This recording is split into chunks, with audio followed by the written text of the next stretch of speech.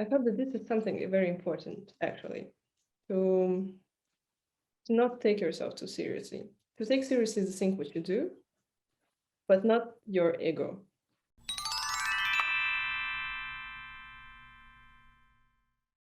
Hi, Marzi folks. This is Elina, and today I have a special guest for the interview. This is Asia Ahmetjanova. She is a composer, a pianist, a performance artist. She is from Latvia, currently residing in Switzerland, and she has performed all over the world, and her works have been performed all over the world. Among her works are, for example, a musical sculpture, a string quartet, Dabiski, which is naturally. That was the only word I know in Latvian. And a piece for tuba that is called Aleph. And it is in the Bernreiter book on the techniques of tuba playing. And recently, her new piece, Hard-Faced Radio Edition for two percussionists, was premiered on the Latvian radio during the New Music Days. Welcome, Asia, and thank you so much for agreeing to be my guest today. Thank you so much for the invitation. I'm really glad to be here tonight and to talk about music, about life, and about everything possible with Elina. I hope you will enjoy this interview, and I hope to give you some insights on contemporary music or composition or in general on my life and on our reality. So thank you for joining in, and yeah, I'm very much looking forward to that. Our interview today is pretty much on the realities of a contemporary composer, a performing artist, a conceptual artist. And my first question to you is, what is the situation, the general situation in contemporary music, and which tendencies do you feel that there are right now? And whether there is a certain direction you feel this genre is going, or it's absolutely impossible to predict what's the next trend, if I may put it this way. Yes, of course, this is a very interesting topic because everything is predictable, and there are people working on that, and there are people working on trends in every industry, and the music industry is not an exception. If we're talking about fashion business, there are people who are really searching for new trends, analyzing street art and analyzing people needs, the social situation, and then making their collections out of that. And in music, we have something very similar to that. Of course, I don't think there is a group of people really searching for a certain trends, but together with the social development of our society, together with the development of technology, things are going in a very predictable direction. The easiest would be to talk about pandemic, which we experience right now. Everything is so much more online than before. And of course, we can experience online art, not only in contemporary music, but also in classical music. I don't think there have been time with so many live streams, with so many online experiments, conferences, conversations. And of course, with all that, you can also work thinking about the concept, thinking about the how can you put it for your needs if you don't have any other possibility to express yourself, if you have only online platform, if you have only your computer. At the same time, of course, the development of technology in music and contemporary music was also a very important subject also before, because we completely changed since we started to use smartphones in our everyday life. And there are many pieces based on smartphones. There are many pieces based on technology and basically ensembles of people performing together with some kind of machines. But to be honest, there are so many different trends because we always want to belong to a certain group of people. We always want to know that there are people who appreciate what we do. And of course, the easiest is to kind of feel these people are in this trend. I really want to join the group. I really want to experiment in this direction. And there is nothing wrong with that.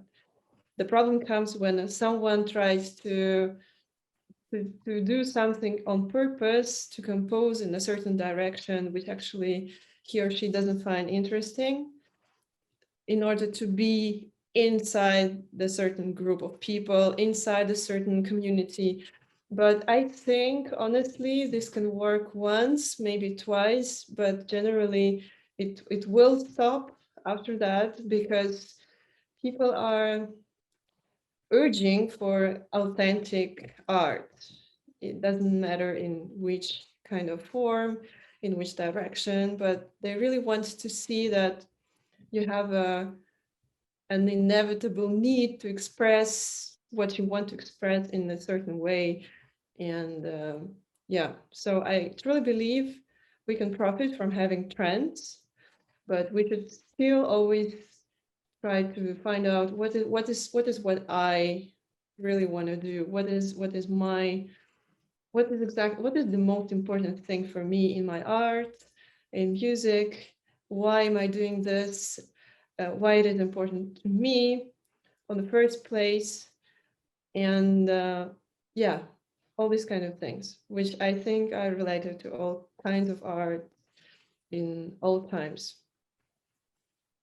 Absolutely. And I would just add that this can be applied to any aspect of life, not only to art, but pretty much to, I guess, to any profession, and not only profession, but lifestyle as well. And this is so important. I actually was thinking about this same thing earlier today, how important it is to do what we love the most. And even among those things, to choose some particular activities and directions. And now you pretty much just said that out loud, what I was already thinking earlier today.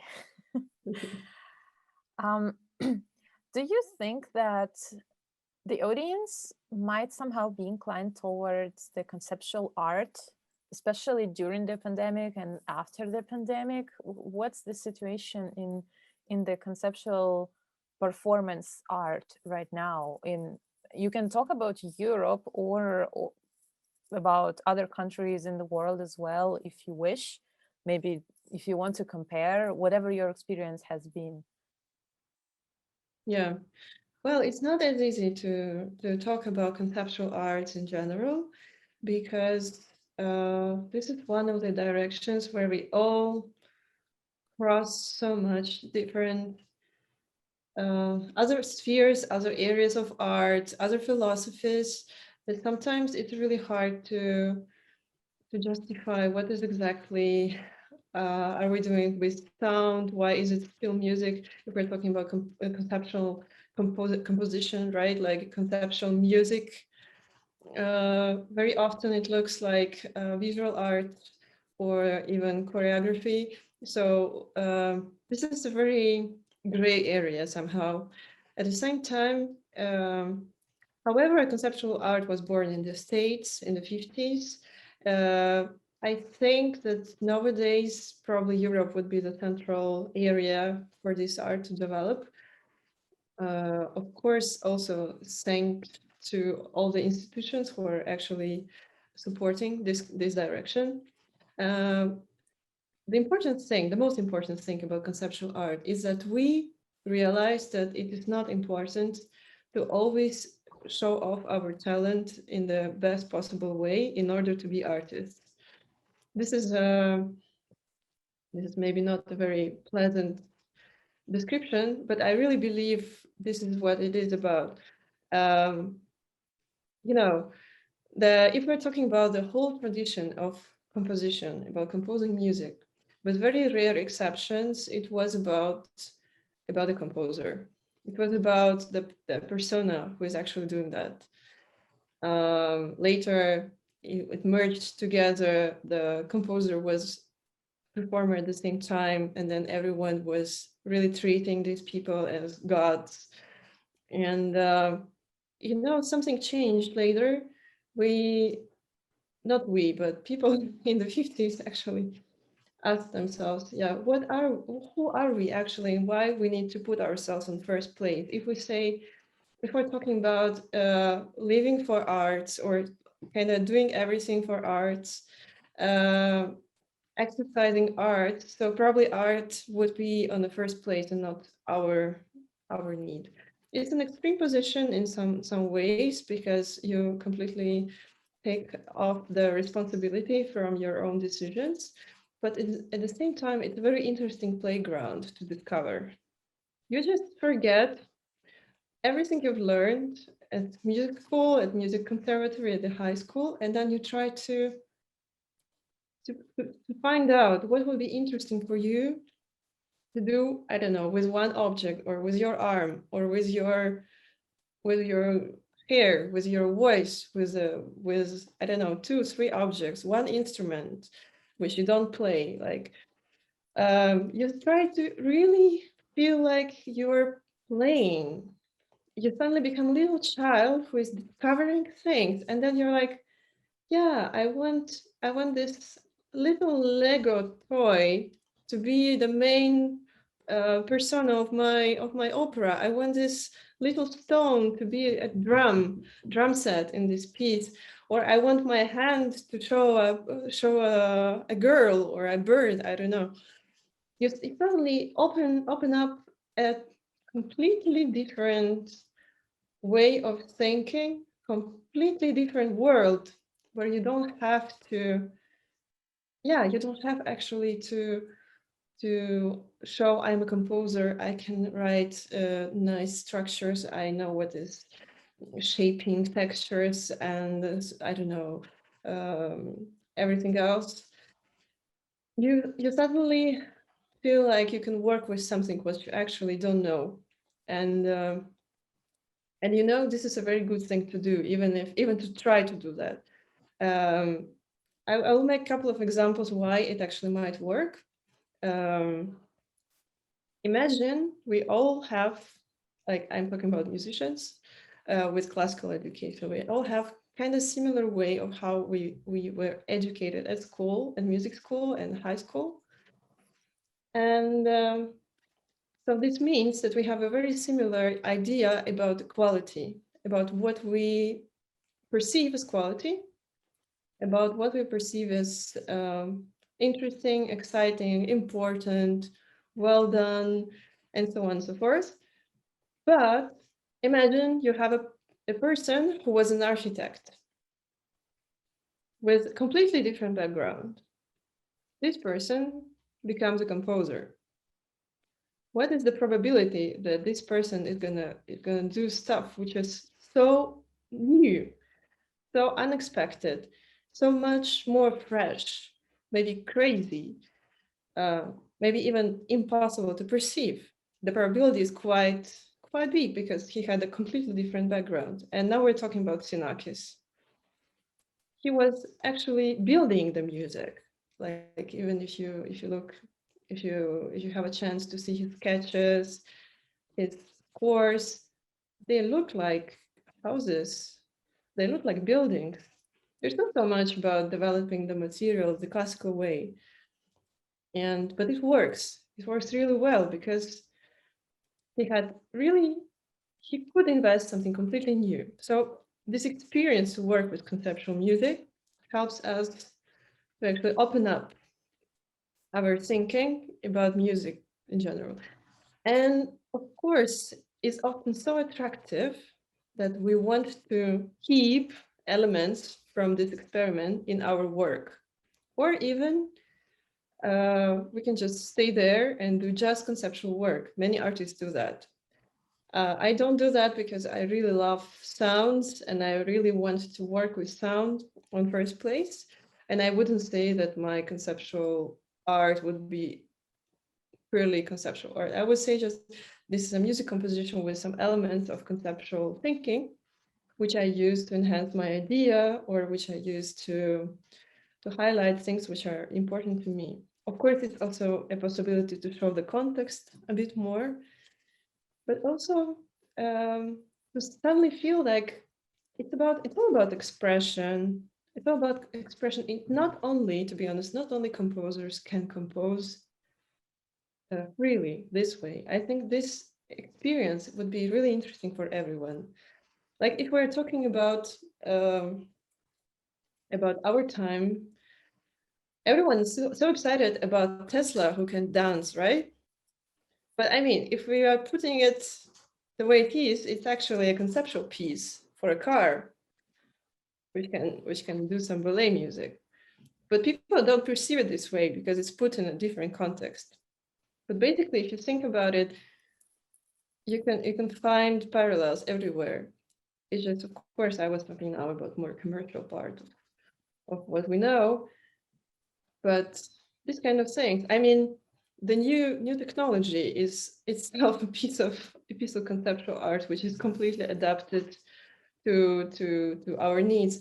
Or the algorithms on social media. This is an extremely complicated piece of art made to navigate us, or not only navigate us, and do other stuff with all the things going around there. It's a huge symphony. And many composers are actually programming their pieces nowadays. So then we ask ourselves, where is the border? We are really on the edge between like conceptual music engineering. And if we bring the AI into the picture, Of there course, is yeah. so much more to discuss. Of course, yeah. Then we're gonna have competitions with artificial intelligence. So it's gonna be more creative. I mean, it sounds quite fun, a bit scary, but quite fun as well. Endless possibilities. How much freedom do you actually give to your performers, and whether you treat them as co-creators? I mean, I've been to several of your works. I was there, and I noticed that the performers nearly always, or almost always, they don't have a score in front of them, but the pieces are actually quite long, and sometimes there can be ensemble work. What do they do? What do they use, and how do they know when it's the time to transition to the next section, or whatever? Do they have cues, or it's more like a theater piece? Could you please explain the process a little bit more? Sure, of course. I mean, I'm working for my pieces, even which don't involve so much music. I always work with musicians. Not only with professional musicians, but for complicated pieces, only professional musicians, because I really need to have people who have the same language, who understand me, where I don't have to explain things. So very often one might think, yeah, why do you actually need a professional ensemble to perform this or that? But I really need them also because of orientation purposes. We can talk about getting louder in music, but we can also talk about getting louder in the movement, right? If we're talking about crescendo, diminuendo, and all the other beautiful Italian words we use, we can put them to anything, to the movement, to the character, to the strategy of whatever. So it's easier for me to communicate with musicians. Um, on a practical level, I use a lot the click track, but not the real click track. I would say it's audio score. So basically, people play with earplugs, and very often they get some cues, even text, or they have things to imitate, so they don't have to actually have any score. They just have to imitate what they hear. This is the element which I use a lot, which I like to use a lot. But I can talk a little bit about this later. Um, and yeah, this way they don't need any score, which would also distract them from being concentrated on their own tasks. Yeah, and of course sometimes the cues are from the outside, from the lighting, I'm normally I don't give any cues, but sometimes I can just change position in the hole from one. I can just cross the whole and then people know they have to switch to the next passage. But normally all the cues related to music and related to the events which are happening in the music inside the earplugs and outside. It's for the freedom, and this is a very interesting question because I actually would like them to be free, but to do everything what I would like them to do by their own will, you know? This is This is perfectly put. this is a very complicated balance, but I believe that this is why it's very important to choose carefully who do you want to work with. Or let's put it the other way around. People who want to work with you have to be really sure they want to work with you.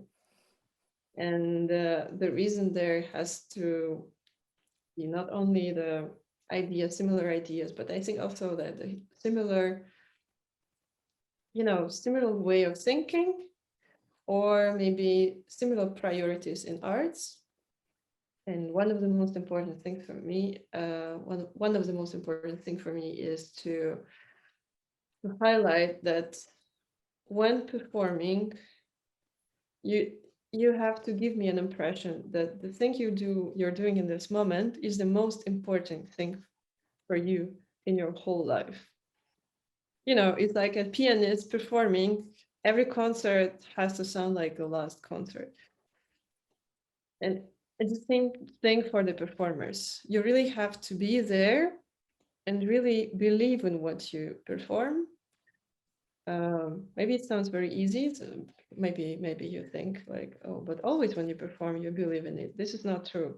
And especially without having any object, any instrument, when you are just confronting the audience, with your own body, with your own voice, with your eyes, because very often I ask performers to stare, just like stay like this for a long period of time. It's very clear if you're doing it with a feeling of a really huge urge to do that, or you just stay there because I told you to do that.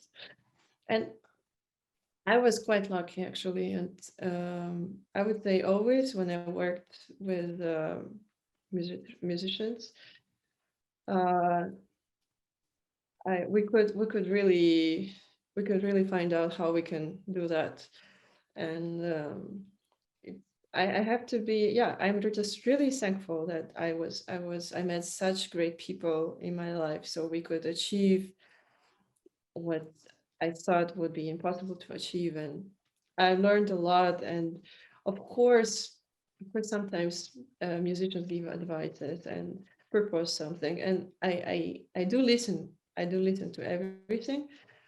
I would say probably not always. I would always agree to everything what I hear, but it's definitely important for me also to learn from that experience, to learn from why this person is not quite glad about this passage. Okay, what can we change? Why? What is the reason? And sometimes with all these advices, I just find out that we had a little misunderstanding somewhere, conceptual misunderstanding, musical one, and in this way we solve problems much easier. It's important to be open to a dialogue. I think it's Yeah, the most absolutely. important thing in any collaborative project. Totally. Yeah, well, the next question is quite related and derived from what we just talked about. How do you work actually? Like, you sit down hourly and you make yourself write, or you feel inspiration in the middle of the night and you get up and write something down? What's your process? If you could share it, I don't even know. How do you summarize it? Where do you get inspiration? And yeah, if you have any routine or it's very spontaneous. It's a very interesting question. I even have a piece on it. It's called "Where is the Composer?" Mm-hmm. It's a piece for video and electronic music performer and text, which is normally in the video, but it's always printed out also for people to read. And yeah, I would say it always depends. It always depends. I never wake up at night because I sleep quite well, luckily. And normally when people get this question, what they want, or what I would love to reply would be like, yes, I'm working, I'm sitting my table in this room, and then I'm just doing some sketches, and 5 hours later, an angel comes and brings me a special melody, and then I know this is the moment, and then I stay there until 4 a.m. and sleep for 2 hours, and then continue my work. This is what would be really great to have, but I'm doubting it actually exists. Well, not talking about that angel, right? But all the rest. I would say we need deadlines. We need idea and a deadline. Actually, this is a very good recipe. Idea and deadline is the result, right? But the problem with the deadline is that there is a definite, like the very last deadline, then the last deadline, then the like ultimate deadline, And then the and one so after on. that. Right, yeah. I And learned the what do we hard have? way when I was expecting a commission and it just wasn't there, and it wasn't there, and it wasn't there. And then you told me, oh, you just gave one deadline to, to the composer. Yeah, And yeah, I didn't exactly. know you guys work like this because it was my first experience of actually getting a piece done for one of my projects. Of course. I mean, this is a this is quite sad anecdote, but this is really like this. We have to. I mean, the standard, which I know, is that many people are giving the piece 1 week after the official deadline. This is the standard, at least in German-speaking area. This is definitely this way. Everybody, please write that down. It's a very important piece of information. If you're expecting a commission from a composer, tell them the deadline 1 week earlier. Of course, but at the same time, it's, you know, at the same time, it's extremely interesting, and I think actually it's a very nice thing to be exact and to give the piece away on the day when is the actual deadline, because nowadays it's a very rare thing to do. And why is this happening? It's because maybe you've heard there is a funny rule saying that 80% of our efforts we put into 20% of time which we have, or something like this. I'm not quite sure what was, but the idea is definitely this. So we really have to have a very, very different level of concentration and level of creativity when we know that the deadline is approaching. So magically You cannot work yes somehow. absolutely, As because you don't pragmatic as have it sounds. yeah, because you don't have any other choice. You have to do that. Like there is no tomorrow, there is no the day after tomorrow. It has to be now, and then you work so well. Suddenly So the suddenly inspiration comes. everything comes. I was hoping to Inspiration, hear a time, magic energy. trick, and now I learned that deadline is something that is doing all the magic for you guys. I think so. I really believe it. Because I mean, what does it mean? Hard work without a purpose. Hard work without a purpose is not work. That's It's true. just it's just spending time with tea and thinking about life, right? But this is not what work is. And of course, it's very hard to identify work if we're talking about creative process, because as a piano player, when you practice, even if you think about your dinner, you still kind of practice. Your Or body is sometimes you doing think something. about your practice during the dinner. Does that count? Yeah. Where is the A very line? good point. Yeah, absolutely, absolutely. But when you're composing, like if I asked once my colleagues, they're not composers, they're performers. I asked them, what do you think how people compose? And they told me, you just sit and think. You know, I actually didn't know that I have this option. And because when I sit and think, this is there should be other circumstances than preparing a piece. No, but to be honest, what you need. You need to organize yourself in an extreme productive way. You have to book time slots when you work on this thing which you want to work on. You have to put several deadlines for yourself. And the very last deadline for you has to be at least 1 week before the actual deadline. Because after that is coming the magic week when the piece will completely transform and suddenly you will get a wonderful result, which you could not work for before. But it's not coming from nowhere, you know? It's coming from all your during absolutely, all this yeah, process. yeah. So you should never underestimate the time which you spend by sitting and thinking, which can be spent with books or with sketches or even with like working with some objects which you have at home, or walking around and thinking about ideas, putting together different things, analyzing what did work in the previous piece, which had a similar connotation, what did not work, why, and so on. You need all that really.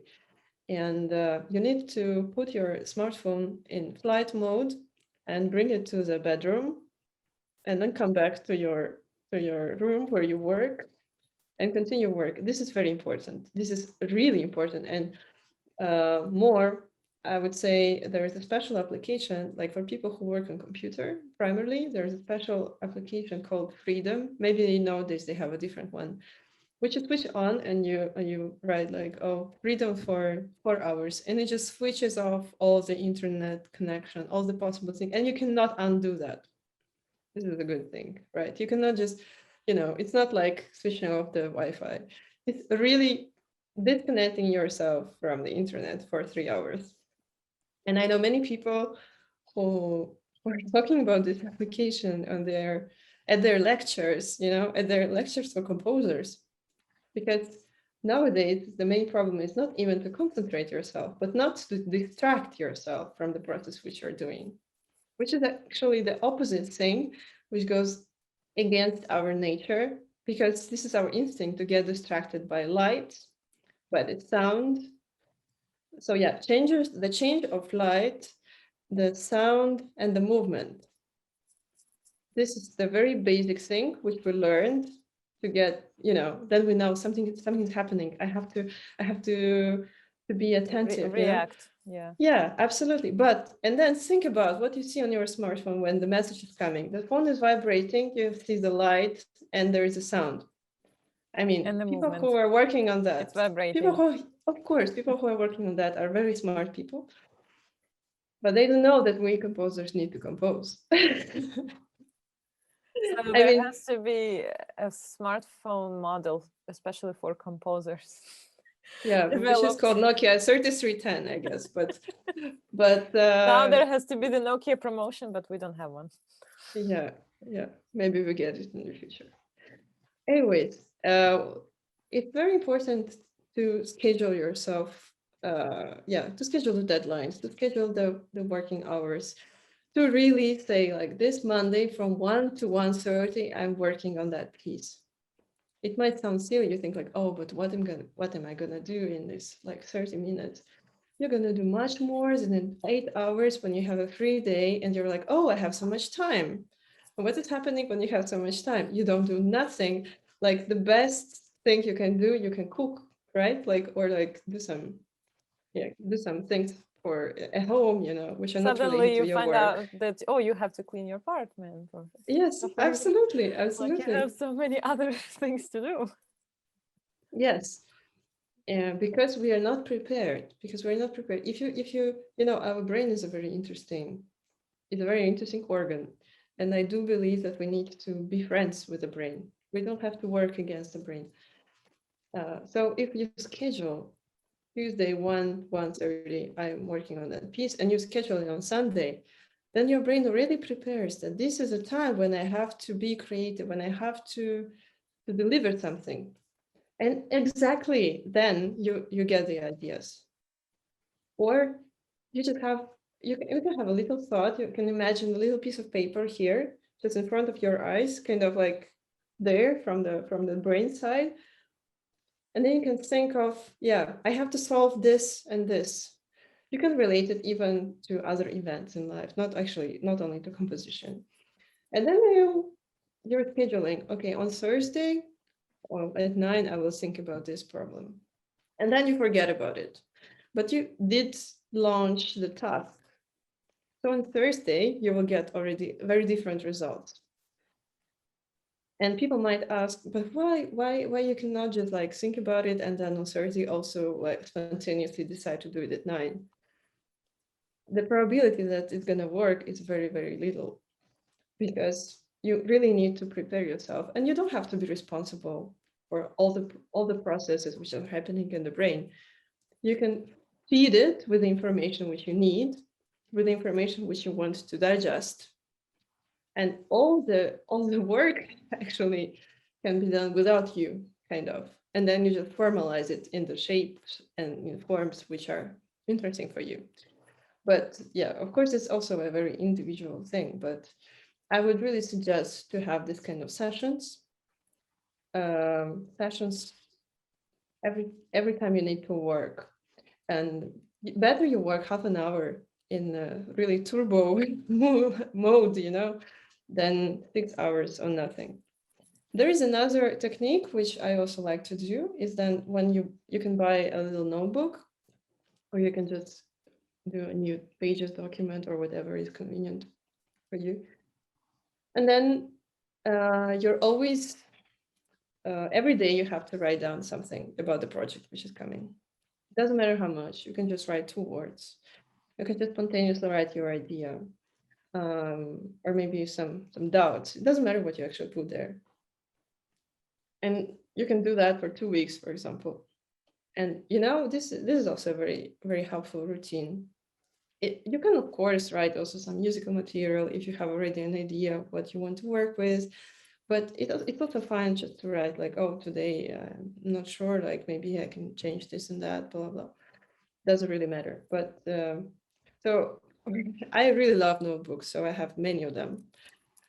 And I almost always start with this kind of routine. And then when I see that the things are coming together, I just put all the things into my computer and continue to work digitally, so I can import the screenshots, work with some recordings, put in the links to, I don't know, YouTube recordings, or some things which are interesting, which I want to analyze, and so on. So I do some kind of database for myself in any application which is convenient to you. And then with all of that, I can work in these future sessions. And it might be that in the end, I won't use any of the material which I actually gathered, but it doesn't mean that the result is not related to that. It is always related, because we don't always know in which way, because there's some brain magic going on. But I do believe that even to feel more secure, this kind of routine things actually help. And yeah, the organization is a very important point. Nothing works without organization, really. Even if we're talking about creativity, especially if we're talking about creativity. But I think Yes. you know that very well, actually. As your blog is about how to organize. Well, the artistic time will reveal the truth, I guess. We just gotta keep going. Wow, this is wonderful. I'll have to write down some of the techniques you described. Actually, I was thinking a lot and reprocessing some scheduling aspects myself. Yeah. What's your advice for the younger generation, for emerging artists, composers, or maybe those who want to try but not sure, and how to start with commissions? For example, if you're a very young composer, you don't know anybody, what would you do? What did you do, and what would you maybe suggest? Or something that you did do and it was not a good idea, or something you didn't do maybe. Yeah. I would say first you have to find out if you really want to become a composer. This is But I guess you have to try some things in order to find out. If you don't try, you will never know. yes, but you have also what I did, I tried not to be a composer. I actually quit composing for 2 years of my life. It was 2010, 2011, I think, when yeah, I was I don't know. I just decided that it would be good to do one thing. It's not me who decided that, but at that time my surroundings were like this, and as I said before, we have a very um, basic urge, basic instinct to belong to the group, and when a group of people who are around you uh, tell you every day that you ought to choose with one direction, you start to believe it. um, you start to believe it because you hear it many times. It's like when you go to the supermarket and you see hundreds of the same shampoos, you really start to believe that you need that one. Yeah, because again, this is how our brain works. But also, I really wanted to have this experiment because I saw that, okay, I do 2 years without composition. If it works, then probably there is no need to continue. But if it doesn't work, then I have at least a very good reason to continue. So actually And use the vice versa technique of restraining yourself, and that showed that you really need it. yeah, yeah, because we very often know, no, let's put it this way. Very often we don't know what we want, but we know for sure what we don't want, right? Um, I don't know why, but it works this way. Um, and for me, it was important to find out whether it's really a part of me. Is it something a way how I want to express myself, genuinely a way how I feel myself, in a way how I want to live my life through composition, through creating, or is it just an effect of doing this for many years and kind of going with the flow, you know? Yes, I mean, to be honest, I think it was better for my music to do this break.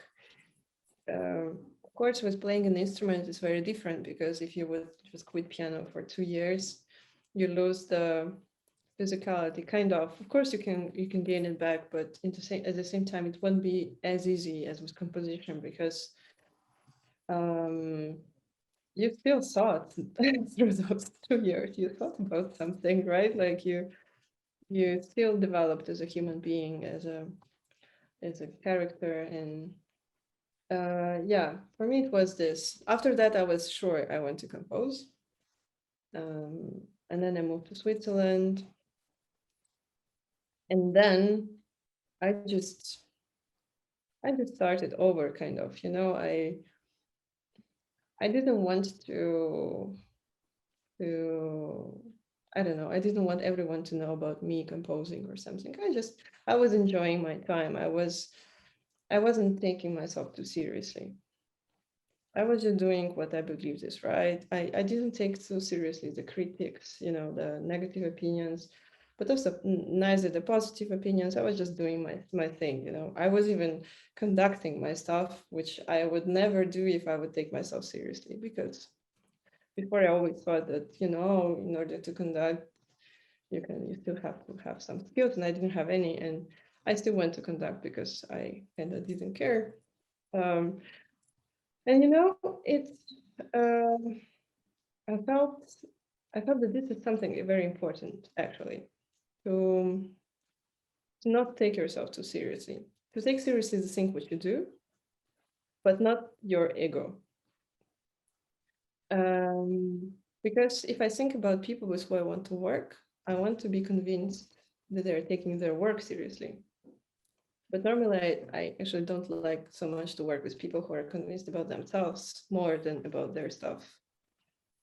Um, and then after that, I had some success, and I asked myself, what do I actually want to do? Do I want to get these commissions? How do I get these commissions? And you have to, as I said before, You have to cancel your ego for a while.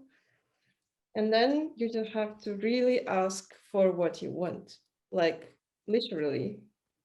Like you have to go to people who might be interested in your things and then ask, do you want to play piece of mine? Or I don't know, you can ask your tutor, how can I get to write, to compose for this and that, and so on. Or you can ask a person who is, I don't know, a professor or some responsible person at your high school. You can ask that you're interested in doing projects. You don't want yet to earn with that, maybe, but you want to have some pieces performed. Maybe they can recommend you somewhere when there is an occasion, because there is always an occasion.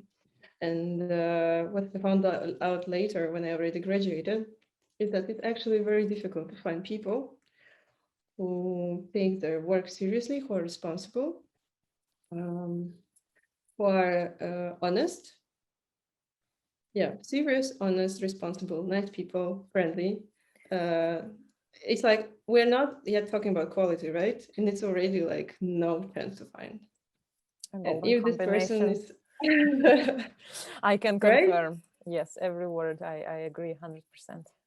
but then when you find this kind of person who is giving you, like delivering, let's put it this way, the great quality or something which you really find interesting, this is the person with who you really want to work with, like not only once, but also like throughout the years, you know. And this is another thing which is very important. Like once, for example, you have a commission from a little ensemble which doesn't have money to pay you, and you think like, okay, I'm not earning almost anything there. I don't need to put so much effort in it because you know it needs so much time, but this ensemble is not so famous, blah blah blah. And then you write a piece which you wrote like this. Um, what happens later? Another ensemble which is world famous is asking this ensemble, oh, could you maybe tell us something about the experience of working with this composer? What are they going to hear, right? Or this same ensemble 5 years later is already world famous contemporary music ensemble, and they would be able to give you a commission for $10,000, but they are not giving it to you because 10 years ago or 5 years ago you had a shit experience, right? So you always have to do every project very honestly. And if you feel like I don't want to invest myself into that, just don't do that. Just don't do things which are not convenient for you, you know? This is a very important point, a very important point, because people always associate you as a composer with your work. With your work every year, not like with your work today, tomorrow, with your work 1 year ago, with your work 2 years ago, 3 years ago, 5 years ago. Your track And record. yeah, and It's also, always of with you. course, and the other thing which people associate you is with what other people were telling about the experience to work with you. This is also a very important point. Sometimes, you know, sometimes there is an artist, I don't know, composer or performance artist, who is everyone is convinced he's great. However, many people haven't even like heard his music or her music recordings, whatever. But because other people are kind of so, yeah, just promoting this person, then maybe without even knowing the music or art of this person, he or she can get a commission. You know, of course, I actually don't like when this is happening, but this is also our reality. And if it works for us, this is a good thing. Yeah. So yeah, I would just I would just ask people, like literally just ask people. Like, you know, you see a composer who is getting many commissions and you're young and unexperienced, you're coming and saying like, yeah, can you please tell me what should I do in order to get commissions?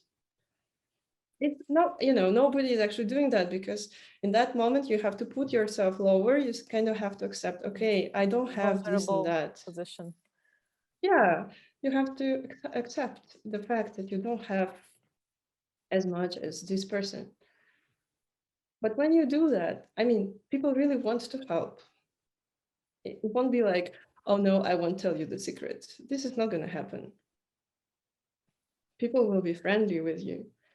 And especially if they believe in what you do, especially if you meet a person who is really into your music, into your stuff.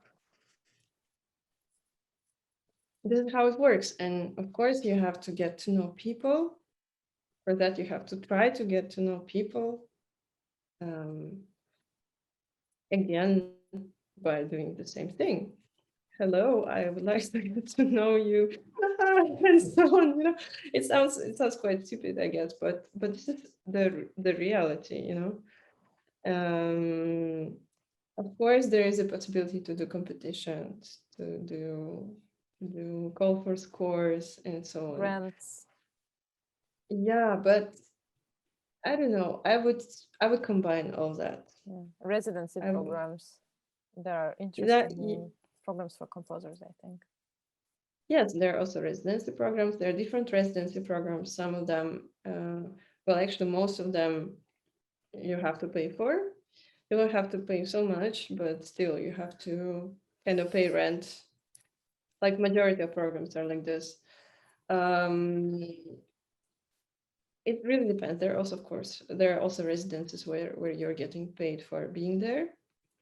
But and it looks good on your curriculum. You know, I did this in this residency, but you also have to be sure that you can use this time in a productive way and not just have like 6 months of vacation, or I don't know, exchange. Of course, I would say these residences are very interesting, but you always have to have a very precise idea why you want to do that. And of course, normally you have to apply with that idea, and this is all fine, but it won't. Let's put it this way: the quality of your work will not depend on the amount of residencies which you did, or the quality of your work will not depend on anything actually, except your experience, except how you learn from everyone and from everything, and whether you do competitions, festivals, and so on or not. This is your thing. And if you don't get to win a competition, it doesn't mean that your music is worse, or than the music of other person. And this is something which I find quite problematic. Um, I was on the other side. I was in the jury also, and I can really tell you, um, there's nothing worse than judging the creativity. Absolutely. It just doesn't work. It just doesn't work. Um, that's why I actually don't believe in this kind of competitions. But of course, if it kind of comes this way that you win, you have a possibility to have your piece performed. The best thing is actually when you get to know new people through competitions, or when you for example, you apply for a festival, for a competition, and then suddenly people with who you want to work with, they see your score, and then they are like, oh, I really want to work with this person in the future, and then you get a commission. This is something which might happen, but then you really have to know where you apply, right? You really have to know, I want to work with these people, that's why I apply for this and that. Maybe just to know beforehand which is the ensemble, who's going to look at your things, and yeah, and yeah, of course in the end you need some luck, but yeah, But what I is guess. luck?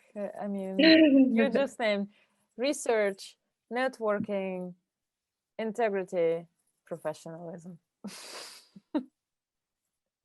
No, of course, but by luck I mean also to be able to do all that. By luck I mean to be Just able work. to do all that. It's hard work. And Let's be honest. hard work. Yeah. And also, of course, you have to be able to communicate with people, to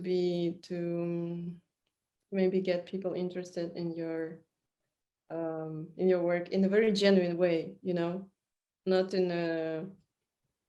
because there are different types of networking. I know composers who are presenting their works in the way that I don't even want to look there because, it's kind of, I don't know, it's not very honest, I want to, I want to get to know work by a person who is very genuine, who is not playing. This is a very important point, for me at least. And I know many people for who it matters really a lot.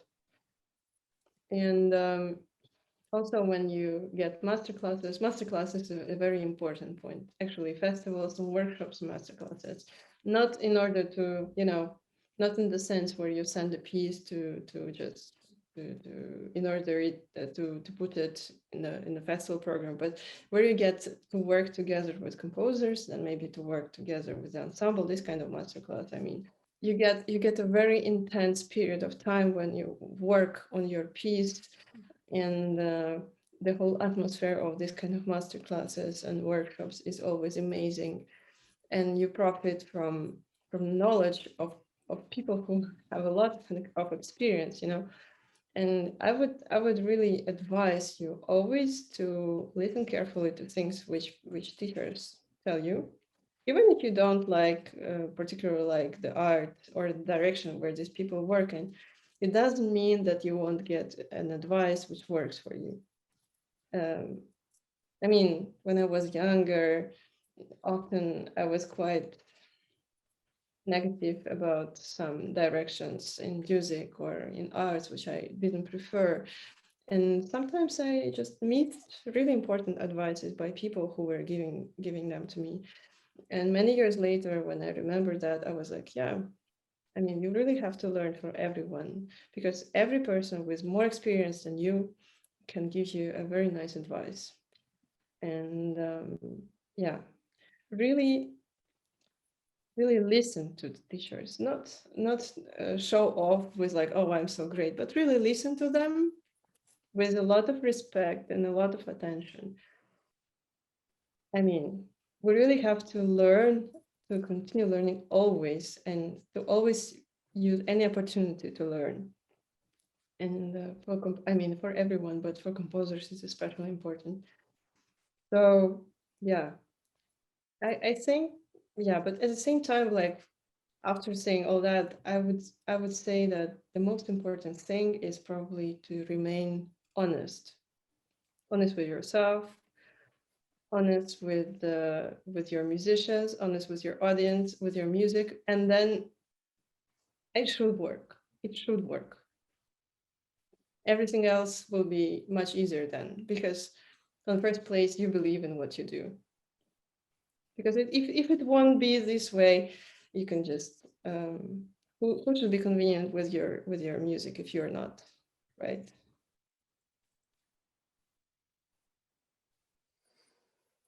Bravo. Thank you so much. I'm sure that this has been inspiring to a lot of people who actually watched the whole interview. I hope, yeah, and I know you did, because you stayed until right now.